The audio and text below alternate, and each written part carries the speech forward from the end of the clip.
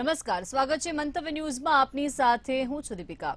સીધો સંવાદમાં આજે ચર્ચા કરીશું યુસીસી પર. યુનિફોર્મ સિવિલ કોડ એટલે કે સમાન નાગરિક સંહિતા ઘણીવાર ચર્ચામાં આવેલો મુદ્દો ફરી એકવાર ચર્ચામાં આવ્યો છે, પણ અનેક રાજ્યોમાં તેને લઈને વિવાદો થયા છે અને તેને લાગુ કરવા માટે પણ કવાયતો હાથ ધરવામાં આવી છે. સાથે જ ચર્ચા કરીશું નાની ઉંમરે વધતા જતા હાર્ટ એટેકના કેસો. રમતા રમતા લોકો તો ક્યાંક સ્કૂલમાં અચાનક જ હૃદય બેસી જાય છે. આવી અનેક ઘટનાઓ સામે આવી છે જે ચિંતાનો વિષય છે. સૌપ્રથમ ચર્ચા કરીએ યુસીસીનો વિવાદ.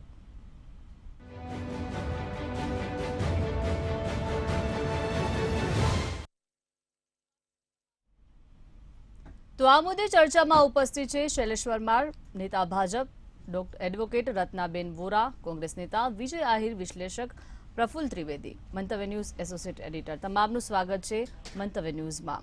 સૌપ્રથમ શૈલેષભાઈ, આપને પૂછવા માંગીશ, આપનું શું માનવું છે યુસીસીને લઈને? જી શૈલેષ. જો પ્રથમ તો જે પ્રકારે યુસીસીનો કાયદો છે એ અમારા એજન્ડાનો એક ભાગ છે અને જે પ્રકારે પ્રથમથી જ અટલ બિહારી વાજપેયી, શ્યામા પ્રસાદ મુખર્જી અને એ તમામ જે લોકો છે એ જ્યારથી અમારું ભારતીય જનતા પાર્ટી અમલમાં આવી ત્યારથી યુસીસી જે છે, કોમન સિવિલ કોડ, સમાન નાગરિક સંહિતા, એ અમારો ચૂંટણીનો એજન્ડા પણ રહ્યો છે અને તમામ જે છે લોકો એને પણ આ બાબતની જાણ પણ છે. બીજી વાત કે આ સમાન સિવિલ કોડ છે, કોમન સિવિલ કોડ, એમાં માત્ર ને માત્ર જે બહેનો છે એને ન્યાય મળવાની વાત છે. એ કદાચ એ 370ની કલમ હોય કે એ રામ મંદિર બનાવવાની વાત હોય કે કોમન સિવિલ કોડ હોય, આ બધા મુદ્દાઓ આવે ત્યારે જ કેમ હોબાળો થાય છે એ મને સમજાતું નથી. વાત રહી બીજી કે આ જે સમાન સિવિલ કોડ છે એ તમામને સ્પર્શે છે અને આ રાજ્યનો અધિકાર છે. આપણા દેશનું જ ગોવા રાજ્ય છે, ત્યાં તમામ સિવિલ જે કોમન સિવિલ કોડ છે એ ચાલે છે. તમામને સમાન અધિકાર હોય તો એમાં વાંધો શું હોઈ શકે? અને આ હોવું જ જોઈએ. ડૉક્ટર બાબા સાહેબ આંબેડકર જે બંધારણના ઘડવૈયા છે એ પણ આ કોમન સિવિલ કોડ છે એના તરફેણમાં હતા કે કોમન સિવિલ કોડ હોવો જ જોઈએ. તમામ આખરે તો અમે ન્યાયતંત્ર અને માનવહિત આ બંનેને સર્વોપરી માન્ય છે અને દરેક માનવ સરખા જ હોવા જોઈએ. પાડોશમાં જે રહે છે એ માનો કે લઘુમતી છે તો એને અને કોઈ હિન્દુ છે, અન્ય જ્ઞાતિના છે, અન્ય ધર્મના છે તો એને જુદો જુદો કાયદો લાગુ પડે. એમાંય પણ સિવિલ પ્રોસિજરમાં તો એ ક્યાંક ને ક્યાંક વ્યાજબી છે જ નહીં. અને આ તમામને સરખો ન્યાય મળે, તમામને ન્યાયતંત્રનો અધિકાર સરખો મળે, તમામને જે કાંઈ નિયમો છે અને નીતિ નિયમો સમાન લાગુ પડે તે માટેનો કોમન સિવિલ કોડ છે. ને કોમન સિવિલ કોડ જે છે એ મેં પ્રથમ કહ્યું તેમ 370ની કલમ હોય, રામ મંદિર હોય કે કોમન સિવિલ કોડ, સમાન નાગરિક જે ધારો છે એ હોય, એ અમારી ચૂંટણી એજન્ડાનો પણ ભાગ છે અને અમારી જ્યાં સરકારો છે ત્યાં લાવવામાં આવશે. જી બિલકુલ, સમાન નીતિ નિયમો હોવા જોઈએ. પ્રફુલ્લ સર, આપની પાસે આવવા માંગીશ, આગામી ચૂંટણીમાં આ મુદ્દો મહત્વનો રહેશે, આપને શું લાગી રહ્યું છે? દીપિકા, સમાન નાગરિક કાયદાની બાબત, યુનિફોર્મ સિવિલ કોડની બાબત છે એ હમણાં ખૂબ જ એકદમ સપાટી પર આવી ગઈ છે, ચર્ચામાં આવી ગઈ છે અને સત્તાધારી જે ભાજપ કેન્દ્રની અંદર સત્તાધારી પક્ષ છે એને પણ હમણાં આ મુદ્દા પર વધુ ધ્યાન કેન્દ્રિત કર્યું છે. એટલે મને એવું લાગે છે કે 2024ની લોકસભાની ચૂંટણીમાં આ મુદ્દો જે ટોપ 10 મુદ્દા હશે એમાં આનો સમાવેશ થશે. કદાચ 1 થી 5માં પણ આ મુદ્દો હશે. કેમ કે તમે જુઓ કે ગઈકાલે માનનીય વડાપ્રધાન શ્રી નરેન્દ્રભાઈ મોદીએ જ્યારે એમના બૂથ લેવલના કાર્યકરોને ડિજિટલી સંબોધન કર્યું ત્યારે પણ તેમણે આ મુદ્દો લીધો હતો અને બહુ જ ભારપૂર્વક લીધો હતો. તેમણે કહ્યું કે એક કુટુંબની અંદર 2 સભ્યો વચ્ચે અલગ અલગ કાયદા હોઈ શકે ખરા? જો એ ના હોઈ શકે તો દેશની અંદર આ પ્રકારની બેવડી વ્યવસ્થા કઈ રીતે હોઈ શકે એવો એમણે પ્રશ્ન ઊભો કર્યો હતો. અને એ પછી છે આ મુદ્દો એ એકદમ ચર્ચામાં આવી ગયો છે. તમે જુઓ કે સમાન સિવિલ કોડ છે એ જે શૈલેષભાઈએ કહ્યું એ રીતે બંધારણમાં અનુચ્છેદ 44માં સમાન નાગરિક અધિકારનો એક સમાવેશ થાય જ છે. અને જે બંધારણ કમિટીના ચેરમેન હતા ડૉક્ટર ભીમરાવ આંબેડકરજી, એમણે પણ આ બાબતને બહુ જ ભારપૂર્વક દલીલો કરી અને એના પુરસ્કર્તા તરીકે તેમણે ખૂબ જ વજન મૂક્યું હતું કે આ બાબત હોવી જોઈએ, પરંતુ એનો અમલ હજુ સુધી થઈ શક્યો નથી. કદાચ હવે તો એવું પણ લાગે છે કે ચોમાસું સત્રમાં એનું બિલ પણ આવી શકે, કેમ કે ગઈકાલે ગૃહમંત્રી અને કાયદા મંત્રીની મિટિંગ હતી, તો બીજી તરફ મુસ્લિમ લો બોર્ડની મિટિંગ પણ હતી અને એમને કેવા પ્રકારની પ્રતિક્રિયા આપી એ અંગે એ લોકોએ વિચાર વિમર્શ કર્યો હતો. હવે આ જે સમાન સિવિલ કોડ છે એમાં લગ્ન, છૂટાછેડા, તલાક, સંપત્તિ, સંપત્તિના અધિકારો, ઉત્તરાધિકારી, વ્યક્તિનું મૃત્યુ થાય એ પછીનો એનો વારસદાર, આ બધા મુદ્દાઓ છે એમાં સૌનો એક સમાન અધિકાર છે એ બાબત લાવવામાં આવી રહી છે. હવે જો આમ જ હોય તો આમાં કોઈને વાંધો જ હોય નહીં શકે, કારણ કે બધા સમાન થાય છે, આમાં કોને શું વાંધો હોઈ શકે. પરંતુ કોઈ પણ મુદ્દાની અંદર જ્યારે ધાર્મિક ભાવના ભળે છે ત્યારે એ મુદ્દો સંવેદનશીલ બની જતો હોય છે. ઈચ્છીએ કે આ સંવેદનશીલ બન્યા વગર સમાન નાગરિકનો જે ધારો છે એ લાગુ પડે એવું વાતાવરણ સર્જાય. હમણાં સુધી તમે જુઓ તો આ મુદ્દો પાશ્ચાત્ય ભૂમાં ધકેલાઈ ગયેલો હતો, કોઈ બહુ યાદ કરતું નહોતું, સુસુપ્ત જેવો હતો. પરંતુ લો કમિશનના નવા અધ્યક્ષ જસ્ટિસ ઋતુરાજ આવ્યા એ પછી એમણે લોકોનો આ અંગે શું પ્રતિક્રિયા છે, શું મત છે માગવાનું ચાલુ કર્યું. એ પછી આ મુદ્દો અચાનક જ ચર્ચામાં આવી ગયો છે. ભૂતકાળમાં સુપ્રીમ કોર્ટે પણ આ બાબતની તરફેણ કરેલી છે, સમાન અધિકાર બાબતની. તમે જુઓ કે ગુનાની આઈપીસીની કલમ છે એ બધા માટે સરખી છે. જે દીવાની છે એમાં જ અલગ અલગ ધર્મોના અલગ અલગ જે ફાંટા, અને એને કારણે ઝડપથી ન્યાય પણ મળી શકતો નથી.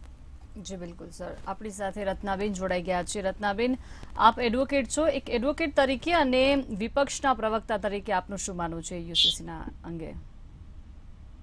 જો આ આપણે બંધારણની કલમ 44 હેઠળ આ એક પ્રાવધાન છે કે સમાન નાગરિક સંહિતા લાવી શકાય છે, પરંતુ એ પ્રાવધાન ડાયરેક્ટિવ પ્રિન્સિપલ ઓફ સ્ટેટ પોલિસીમાં આપેલું છે, એટલે કે એ મેન્ડેટરી નથી, ફરજિયાત નથી અને જબરજસ્તી એના કોઈના ઉપર થોપી ના શકાય. હવે એના ઉપર આપણી પાસે ફંડામેન્ટલ રાઇટ્સ છે, એટલે કે મૂળભૂત અધિકાર છે, જ્યારે કે મૂળભૂત અધિકાર એન્ફોર્સિએબલ છે અને એના માટે કોર્ટમાં જઈને એક કોઈ પણ ઇન્ડિવિજ્યુઅલ દાદ માંગી શકે છે અને દાદ લેવા માટે હકદાર છે. જ્યારે કે ડાયરેક્ટિવ પ્રિન્સિપલમાં એ સ્ટેટની એક પોલિસી છે, તમે કરો કે ના કરો, પણ એને તમે જબરજસ્તી કહી ના શકો કે અમારે કરવું છે કે કરાવવું છે. તો આ લીગલ પોઈન્ટ ઓફ વ્યૂથી હું કહું તો જે આર્ટિકલ 44 છે એ 44 માં કીધું છે કે ભાઈ તમે વિચારી શકો છો, પ્રયાસ કિયા જા સકતા હૈ, કોશિશ કી જા સકતી હૈ. અને એના સંદર્ભમાં જ 2016માં એક પ્રશ્નાવલી બહાર આવી અને 7 ઓક્ટોબર 2016માં જે પ્રશ્નાવલી બહાર આવી એની અંદરથી કોમન મેન પાસેથી એક કોમન ઓપિનિયન માંગવામાં આવ્યા કે શું યુનિફોર્મ સિવિલ કોડ લાવવાની જરૂર છે, લવાય કે ના લવાય. અને એના ઉપર રિપોર્ટ આપી છે 21st લો કમિશનરે, અને એ લો કમિશનરે રિપોર્ટ ક્યારે આપી છે એ ઓગસ્ટ 2018માં રિપોર્ટ આપી છે. અને રિપોર્ટમાં એ જે તે સમયના લો કમિશનરે કીધું છે કે at present it is not necessary and not desirable, એટલે કે એ આવશ્યક પણ નથી અને વાંછનીય પણ નથી. એ વાત થઈ ગઈ છે 2018માં. હવે કારણ કે 2024માં, હવે હું પ્રવક્તા તરીકે વાત કરું, 2024માં જયારે ચૂંટણી આવવાની છે અને આપણા સામે જે કે ઘણા બધા પડકારો છે ભારતીય જનતા પાર્ટી સામે, એમને મોંઘવારીનો પ્રશ્ન છે, એમને શું કહ્યું હતું, બહુ ટંકાની ચોટ ઉપર આયા હતા ને કોંગ્રેસની સામે કે बहुत हुई महंगाई की बात, अब तो ભાજપ સરકાર તો હવે પોતે મોંઘવારી વધારી દીધી છે એટલી હદે, તો આ મોંઘવારીનો પ્રશ્ન છે. પછી બેરોજગારી, આપણા વડાપ્રધાન શું કહેતા હતા કે मैं हर किसी को 2 करोड़ युवाओं को हर साल नौकरी दूंगा, તો ક્યાં ગઈ એ 2 કરોડ નોકરીઓ? તો હવે એ તો ત્યાં સુધી હવે કહેવા લાગે કે પકોડે તલ લો તો મતલબ તમારી રોજગારી દૂર હો જાયગી. કહેવાનો મતલબ કે મોંઘવારીનો વિષય છે, પછી બેરોજગારીનો વિષય છે, પછી ભ્રષ્ટાચાર માટે શું કીધું તું કે ભાઈ હવે આમાંથી ભ્રષ્ટાચાર, જ્યારે પહેલી વખત એમણે નોટબંધી કરી ત્યારે એમણે કીધું તું કે આતંકવાદ દૂર હોગા, ભ્રષ્ટાચાર દૂર હોગા, और सभी के એટલે खाते में રત્નાબેન 15 ચૂંટણી लाख આવે रुपए એટલે आएंगे. કોઈક ને કોઈક મુદ્દાઓ આવતા જ હોય છે. વિજયભાઈ, આપની પાસે આવવા માંગીશ. જે રીતે યુસીસી જે છે તે સંવિધાનમાં પણ કહેવામાં આવ્યું છે, આપનું શું માનવું છે આ કાયદાને લઈને? જો ભારત એટલે 130 કરોડની વસ્તીનો અલગ અલગ ફેથ, અલગ અલગ લેંગ્વેજીસ, અલગ અલગ વિચારધારાઓ, અલગ અલગ રિલિજિયન પાળતા લોકોનો એક સમૂહ. હવે આપણને બધાને લીગલી એક વસ્તુ જો બાઇન્ડ કરતી હોય તો એ છે આપણું બંધારણ. અત્યારે પેનલ પરના બધા જ મહાનુભાવોએ કીધું એમ આર્ટિકલ 44 જે સ્ટેટ ડાયરેક્ટિવ પ્રિન્સિપલ્સ એવું કહે છે કે ભાઈ state shall have an endeavour to have the uniform civil code throughout the territory of India.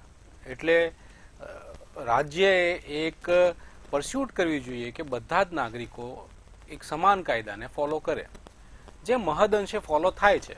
તમે જુઓ, ક્રિમિનલ પ્રોસિજર કોડ છે, ઇન્ડિયન પિનલ કોડ છે, સિવિલ પ્રોસિજર કોડ છે, જેના થકી મોટા ભાગના જે નાગરિકો છે એ ન્યાય મેળવે છે, એ બધા યુનિફોર્મલી ફોલો થાય છે થ્રુ આઉટ ધ નેશન. હવે કઈ વસ્તુ છે જે અલગ અલગ છે? એ છે આપણા પર્સનલ લોસ. આપણા દરેક ધર્મના અલગ અલગ માન્યતાના મુજબ લોસ છે. જેવી રીતે તમે જો હિન્દુ મેરેજ એક્ટ છે, પછી ક્રિશ્ચિયન મેરેજ એક્ટ છે, મુસ્લિમ્સ માટે શરિયત એક્ટ છે, અને બધામાં મેરેજને લઈને, ડાયવોર્સને લગતી, પછી ઇનહેરિટન્સને લગતી, સક્સેશનને લગતી, એ બધી જ મેટર માટે અલગ અલગ પ્રાવધાન આપેલા છે. એક્ઝામ્પલ તરીકે ધારો કે લઈએ તો legal age of marriage Hindu marriage એક્ટમાં 18 વર્ષ જે છે કન્યાની ને 21 વર્ષ છે પુરુષની, એટલે એક એજ ડિફાઇન કરેલી છે. શરિયત લો મુજબ એવું છે કે જો વુમન પુબર્ટી ધારણ કરે નહીં તો 15 વર્ષ, એ બેમાંથી જે જલ્દી હોય ત્યારે એ સ્ત્રી માટેની જે લગ્નની ઉંમર છે એ છે. બીજું તમે જુઓ, મેન્ટેનન્સને લગતા જે અમુક કાયદા છે કે ઇનહેરિટન્સને લગતા કાયદા છે, એ બધા જ પર્સનલ લોમાં અલગ અલગ આપેલા છે. હિન્દુ પ્રણાલી મુજબ, હિન્દુ લો મુજબ એવું છે કે ભાઈ ડોટર હોય તો એ પ્રોપર્ટીની અંદર, એના પિતાની પ્રોપર્ટીની અંદર ઇક્વલી હિસ્સેદાર છે. જ્યારે શરિયત લો મુજબ એમાં એવું છે કે ભાઈ સ્ત્રી છે એનો ભાગ એના હસબન્ડની પ્રોપર્ટીમાં એ પણ 1/4 કે 1/8 based upon the number of children they have a મુજબ હોય. એટલે અલગ અલગ પર્સનલ લોને કારણે અલગ અલગ માન્યતાઓ, અલગ અલગ પ્રાવધાનો છે, અને જેને કારણે તમે જુઓ આપણું જે બેઝિક બંધારણમાં બહુ મહત્વનું જે મૂળભૂત આર્ટિકલ છે, આર્ટિકલ 14, જે કહે છે ઇક્વાલિટી ઓફ લો અને equal protection of law to all the citizen. એટલે બધા જ નાગરિકોને સમાન ગણવા અને કાયદાથી બધા જ નાગરિકોને સમાન પ્રોટેક્શન પૂરું પાડવામાં આવે. એમાં ક્યાંક ને ક્યાંક આ પર્સનલ લોને કારણે વિસંગતાઓ દેખાઈ આવે છે, અને આવું હાઈકોર્ટના અને સુપ્રીમ કોર્ટના લોના જજીસ પણ ઘણી વખત એમના લેન્ડમાર્ક જજમેન્ટમાં પુટઅપ કરી ચૂક્યા છે. એક લેન્ડમાર્ક જજમેન્ટ જે ભૂતપૂર્વ વડાપ્રધાન માનનીય રાજીવ ગાંધીજીના કાર્યકાળ દરમિયાન આવેલું હતું, શાહબાનો જજમેન્ટ, જેમાં એક કેસ એવો હતો કે મોહમ્મદ આરિફ ખાન હસબન્ડ અને એમના વાઇફ શાહબાનો બેગમ એ બંને ડાયવોર્સની પ્રક્રિયામાંથી પસાર થઈ રહ્યા હતા, અને એ ડાયવોર્સ દરમિયાન વાઇફે મેન્ટેનન્સ માટે અરજી કરેલી હતી કોર્ટમાં. હવે શરિયત લો મુજબ ડાયવોર્સ, તલાક પછી મેન્ટેનન્સનું કોઈ પ્રાવધાન નથી. બટ તમે જોવા જાઓ કે CRPCની કલમ 125 અને 128માં જોગવાઈ છે કે ભાઈ મેન્ટેનન્સ આપવામાં આવે, પણ સામે જે હસબન્ડ હતા એમના લોયર અને એમના થકી એ આર્ગ્યુમેન્ટ હતી કે ભાઈ મુસ્લિમ મેરેજીસ હોય તો CRPC એને લાગુ ના પડે. જજમેન્ટ બાદ જે અગ્રીવ પાર્ટી હતી, વાઇફ હતી, એને મેન્ટેનન્સ આપવામાં આવ્યું અને એમાં ઘણો ઉહાપો થયો. આ જે કેસ હતો અને જે જજમેન્ટ હતું, that became the inflection point of the UCC movement કે ભાઈ યુનિફોર્મ સિવિલ કોડ કેમ હોવો જોઈએ. ઘણા બધા લોકો એમ કહે છે કે આ UCC એક પાર્ટી જે છે એ લઘુમતી કોમ્યુનિટીને ધ્યાનમાં લઈને આ UCC લાવવા માંગે છે, પણ ઘણા પ્રબુદ્ધ લોકો છે એવું માને છે કે આ એકચ્યુઅલી જેન્ડર ઇક્વલનેસ અને equality of all the citizens એટલે કે માટે લોકોનું માનવું છે કે આ વ્યવસ્થા બેવડી વ્યવસ્થા છે. આપની પાસે ફરીથી આવીશ. શૈલેષભાઈ, આપની પાસે આવવા માંગીશ. જે રીતે ચૂંટણી નજીક આવી રહી છે અને UCC નો મુદ્દો આવો અને ખાસ કરીને રત્નાબેને જે રીતે કહ્યું કે મૂળ પ્રશ્નોમાંથી ધ્યાન ભટકાવીને UCC ની વાત થાય છે, આપ શું કહેશો? રત્નાબેનની વાહિયાત વાતોમાં તો અમે આવીએ એમ છીએ નહીં, કારણ કે એમણે વાત કરીને છેલ્લે તો UCC જે સમાન સિવિલ કોડ છે એનો ક્યાંક ને ક્યાંક આમ મોઢેથી ન દેખાણું પણ પેટમાંથી એને એવું નીકળતું હતું, આમ સાર એવો નીકળતો હતો કે એ વિરોધમાં હોય. હવે એ શા માટે એક કોમ કે ધર્મની સાથે જ હોય છે અને એના સમર્થનમાં હોય છે એ સમજાતું નથી. પણ 370ની કલમ હટી બેન તો સીધું કાશ્મીર છે એને ભારતમાં ભેળવી દેવાયું ને અત્યારે કાશ્મીરમાં શાંતિ પણ છે અને ગ્રામ પંચાયત સુધીની ચૂંટણીઓ પણ થઈ છે. હવે ધર્મ, જાતિ, સાંપ્રદાય, સંસ્કૃતિ આના આધારે જુદા જુદા આપણે નીતિ નિયમો ઘડીશું, કાયદા ઘડીશું. તમે એમ કહ્યું, હમણાં પ્રફુલભાઈ પણ વાત કરીને સરે પણ વાત કરી કે પ્રકરણ 4ની કલમ 44 છે એ જે અનુસંધાને કેન્દ્ર સરકારે પણ કહ્યું છે ને વખત સુપ્રીમ કોર્ટે પણ ટકોર કરી છે કે રાજ્ય આમાં વિચાર કરી શકે છે. એટલે ગોવા રાજ્યએ વિચાર કર્યો અને ગોવા રાજ્યમાં કોમન સિવિલ કોડ છે. આનાથી એક ફાયદો થવાનો છે. આમાંથી કોંગ્રેસને ક્યાં ગેરફાયદો થાય છે અને એ ચૂંટણીના વાતાવરણમાં લઈ જાય છે. અત્યારે ક્યાંય ચૂંટણી છે નહીં અને ભારતીય જનતા પાર્ટી તો ચૂંટણી માટેની પાર્ટી જ નથી. અમે તો જે એજન્ડામાં લીધું છે અમારા ઢંઢેરામાં છે કે 370ની કલમ હટાવી. અમે એમ કહ્યું કે ભાઈ રામ મંદિર બનાવીશું તો બનાવીશું. અમે એમ કહ્યું કે સ્ટેચ્યુ ઓફ યુનિટી કરીશું તો કરીશું. અમે એમ કહ્યું કે આત્મનિર્ભર ભારત બનાવીશું તો બનાવ્યું. એટલે કહેવાનો મતલબ કે અમે જે કહ્યું છે એ કરીએ છીએ ને ભારતીય જનતા પાર્ટીની નીતિ અને નિયત સાફ છે કે અમે કહીએ છીએ એ કરીએ છીએ. રત્નાબેન, આપની પાસે આવવા માંગીશ. જે રીતે શૈલેષભાઈએ કીધું કે જે કહીએ છીએ તે કરીએ છીએ, આપનું શું માનવું છે? આ જે કમ્યુનલ એજન્ડા ઉપર ચાલવાનું એમનો જે એજન્ડો છે પૂરો કરે છે. એમણે 370ની કલમ હટાવી, સાચી વાત છે. તો પછી 371 નું શું? હવે 371 માં પણ તો જે સેવન સિસ્ટર્સ છે દૂધમાંથી પૂરા કાઢોમાં આવી વાતો ના કરો. આના ઉપરથી લોકોને ખબર પડી જાય છે કે કોંગ્રેસની નીતિ અને નિયત શું છે. બેન, આમ ના કરો તમે. દેશની વાત આવે ત્યારે તો કમસે કમ સાથે રહ્યો, ત્યારે તો નેગેટિવ વાત કરવામાં આપણે વન નેશન વન રાશન કહીએ છીએ, આપણે વન નેશન વન ફ્લેગ કહીએ છીએ. તો વન નેશન વન લો શા માટે ના હોઈ શકે? અને મુસ્લિમ મહિલાઓને ન્યાય મળે છે. કૌટુંબિક ઝઘડાઓ, તકરારો, મકાનો આ બધામાં સમાન અધિકાર. અરે કોઈ એક કોમના લોકો છે એ 4 લગ્ન કરી શકે, એની પાડોશમાં બીજા કોમના લોકો છે એ 1 લગ્ન કરી શકે. આ ન્યાય શું છે ભાઈ? આ કયા પ્રકારનો? અને તમે એમને સમર્થન, આ બાબતને સમર્થન આપો છો શા માટે? તમને દુખે છે પેટમાં અને કૂટો છો માથું. બેન, આ પ્રકારનું ના કરો. આ પ્રકારનું વર્તન કરવાના કારણે ભારત દેશના અન્ય નાગરિકો છે ધર્મ આધારિત જે કાયદાઓ છે જી બિલકુલ શૈલેષભાઈ. ડોક્ટર બાબા સાહેબ આંબેડકર આમાં સમર્થનમાં હતા. આ તો ડોક્ટર બાબા સાહેબ આંબેડકર નેહરુજીની જી બિલકુલ શૈલેષભાઈ. તાબે થવું પડ્યું હતું, એટલા માટે 370 કલમ આવી હતી. શૈલેષભાઈ, આપની પાસે ફરીથી આવીશ. રત્નાબેન, તો તમે ડોક્ટર બાબા સાહેબ આંબેડકરના વિચારોથી વિરોધમાં છો? જી બિલકુલ રત્નાબેન, બોલો. હા, તો હું એમ કહું છું કે એમનો એજન્ડા છે ફક્ત ને ફક્ત હિન્દુ મુસ્લિમ કરવાનો. જે બહુમતી હિન્દુ સમાજને 370ની કલમ સારી લાગે છે એ તો હટાવી દીધી. અગર તમે સ્ટેટસની કોને સારી લાગે છે? 370ની કલમ હટાવવા માટે આખો દેશ છે ને સાથે હતો અને કાશ્મીરમાં અત્યારે શાંતિ છે. તમે કઈ દિશામાં ચાલો છો? પાકિસ્તાનની વાણી બોલવાનું બંધ કરો. શૈલેષભાઈ, હવે તમે 370 અહીંયા આવવી જ્યારે જોઈએ. શિક્ષમાં સમાન આવો સિવિલ છો, કોડ ઉપર તો આવે તમે ને. મને disturb કરો છો. અહીંયા જ્યારે Disturb મારી તો વાત તમે પૂરી આખા કરું છું, દેશને ત્યારે કરો છો, તમે બેન. વાત કરવા નહીં દેતા. ભોળાજી, મારે આખા એ જ દેશને કહેવું તમે છે disturb કે કરો છો. તમારો એજન્ડા ફક્ત ને ફક્ત હિન્દુ મુસ્લિમ કરીને અરે, બહુમતીને મુસ્લિમ તમે તૃતીયકરણ લચાવો છો. શૈલેષભાઈ, આપની પાસે ફરીથી આવીશ. રત્નાબેનને સાંભળી લઈએ અધિકાર પહેલા. ભ્રષ્ટાચાર કરવાનો મને જવાબ પેલા તમારો. શૈલેષભાઈ, પેલા સાંભળવાનું રત્નાબેનને સાંભળી મારે લઈએ, એક પછી જ તમારી વાત કહેવી પાસે છે. આવીશ. શૈલેષભાઈને કહો કે શાંતિ રાખે, મને મારી વાત પૂરી કરવા દે. જી બિલકુલ, રત્નાબેન બોલો. હું દીપિકાબેન, હું ફરીવાર આપને યાદ કરાવું જી. કે આમનો એજન્ડા ફક્ત ને ફક્ત કોમવાદી એજન્ડા છે, એટલા માટે 370 હટાવી.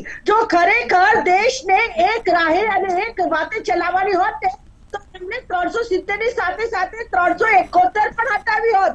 371 માં આપણા મણિપુર, નાગાલેન્ડ, મિઝોરમ, રત્નાબેન, યુસીસી ની વાત કરો ને. રત્નાબેન, આપને ક્વેશ્ચન છે હજુ બી. રત્નાબેન પ્લીઝ. જી બિલકુલ. રત્નાબેન, કોંગ્રેસ યુસીસી ને ફેવર કરશે કે વિરોધ કરશે? રત્નાબેન, એજન્ડા હોય છે. બીજી વાત, હવે એ મહિલાઓની વાત કરે છે ને, તો કાનૂની તौर પર 125 નો કાયદો જે ક્રિમિનલ રત્નાબેન, તમે મને મારો જવાબ આપો. એમને જે કહ્યું તે યુસીસી ને કોંગ્રેસ કીધું છે? મેં તો ફેવર સાંભળ્યું કરશે જ કે નહીં. વિરોધ કરશે? ભાઈ, અમે અમારું સ્ટેન્ડ ક્લિયર છે કે આ દેશમાં વિવિધતામાં એકતાનો દેશ છે, અને આ દેશમાં બધા ધર્મ, જાતિ, સંપ્રદાય, સમાજના લોકો રહે છે, અને બધાના પોતપોતાના પર્સનલ લો પણ છે. ઇવન હિન્દુ જે એટલે તમે એમ કહેવા માંગો છો કે યુસીસી છે મને મારી એના વાત તમે કરવા દો. સમર્થન શૈલેષભાઈ, કરો છો. આપની પાસે ફરીથી નથી. આવીશ. એટલે આ મંતવ્ય ન્યૂઝની પ્રતિષ્ઠિત ચેનલ પરથી લોકોને ખબર પડે કે કોંગ્રેસની નીતિ શું છે. તમે બોલો, આમાં કયો કઈક. એવી જ રીતે હું એ જ કહું છું કે મુસ્લિમ લો છે, રત્નાબેન અને તો મુસ્લિમ શૈલેષભાઈ, લોમાં આપ બંને સુધારો થઈ શકે. અટકાવીશ. આપની પાસે ફરીથી આવીશ. મુસ્લિમ વિજયભાઈ, લોમાં સુધારો આપનું થઈ શું શકે. માનવું છે? સંવિધાનમાં એનો પણ મતલબ યુસીસી એ લાગુ નથી કે કરવાનું તમે કહેવામાં આવ્યું છે, અને સિવિલ કોડ લાઈને જી બિલકુલ, દેશમાં રત્નાબેન, જી એકતાના બિલકુલ. નામથી જી વિજયભાઈ. જો કોન્સ્ટિટ્યુશનમાં ના પ્રાવધાન મુજબ સ્ટેટ ડાયરેક્ટિવ પ્રિન્સિપલ્સમાં કહેવામાં આવ્યું છે કે યુનિફોર્મ સિવિલ કોડ દાખલ કરવામાં આવે, અને તમે જુઓ તો larger section of the society માટે પણ ખાલી તમે ફક્ત ધર્મની વાત ના કરો, પણ એક uniformity in terms of marriages, inheritance, succession, જે પ્રોપર્ટીનું વિભાજન છે, ડાયવોર્સને લગતી મેટરો છે, એ બધામાં એક હોવું જોઈએ. અને એવું મોટા ભાગે બધી જ હાઈકોર્ટના જજીસ, સુપ્રીમ કોર્ટના જજ YV ચંદ્રચૂડજીએ પણ એક નિવેદન આપેલું કે ભાઈ આર્ટિકલ 44 એક ડેડ લેટર જેવી વસ્તુ થઈ ગઈ છે. એના તરફ એના માટે એવું નથી દેખાતું કે ભાઈ ગ્રાઉન્ડ ઉપર કોઈ એવું ઓફિશિયલ કાર્ય થઈ રહ્યું હોય. અને તમે જુઓ, મોટાભાગની હાઈકોર્ટની જે આ પર્સનલ લોને લગતી મેટરો છે એ બધી સુપ્રીમ કોર્ટમાં રિફર કરી દેવામાં આવી છે, અને એ બધાને એક નેજા હેઠળ ત્યાં જ ચલાવવાનું અને એના ડાયરેક્ટિવ પ્રિન્સિપલ્સ મુજબ થોડા ટાઈમ માટે વેઇટ કરવાનું પણ કહેવામાં આવ્યું છે. એટલે આ બધી વિસંગતતાઓ જે અત્યારે પ્રિવેલન્ટ છે concerning to the personal law, એ બધાને દૂર કરવા માટે યુસીસી ખૂબ જ આવશ્યક છે. અને હવે એને પોલિટિકલ વેમાં લઈ જયા વગર બધા જ નાગરિકોની સુખાકારી માટે અને in the favour of the justice UCC follow કરવામાં આવે તો એ ખરેખર દરેક વ્યક્તિઓ માટે લાભદાયી છે. હું તમને ધારો કે ઇન્સ્ટન્સ આપું તો મેરેજીસને લગતી જ યુસીસી આવવાને કારણે કેટલી બધી વસ્તુઓ જે સ્પેસિફિક પ્રાવધાન છે હિન્દુ મેરેજ લોમાં એવું કહેવામાં આવ્યું છે સ્કેડ્યુલ ટ્રાઇબના લોકોને આ મેરેજ એક્ટના પ્રોવિઝન્સ લાગુ નહીં પડે. એવી રીતે પારસી મેરેજ એક્ટમાં એવું કહેવામાં આવ્યું છે કે ભાઈ કોઈ પણ વ્યક્તિ બિન પારસી જોડે મેરેજ કરે તો પછી એ પારસી કસ્ટમ્સ અને રિચ્યુઅલ્સમાંથી એમને મુક્તિ આપવામાં આવશે. તો એ બધી વિસંગતતાઓ છે.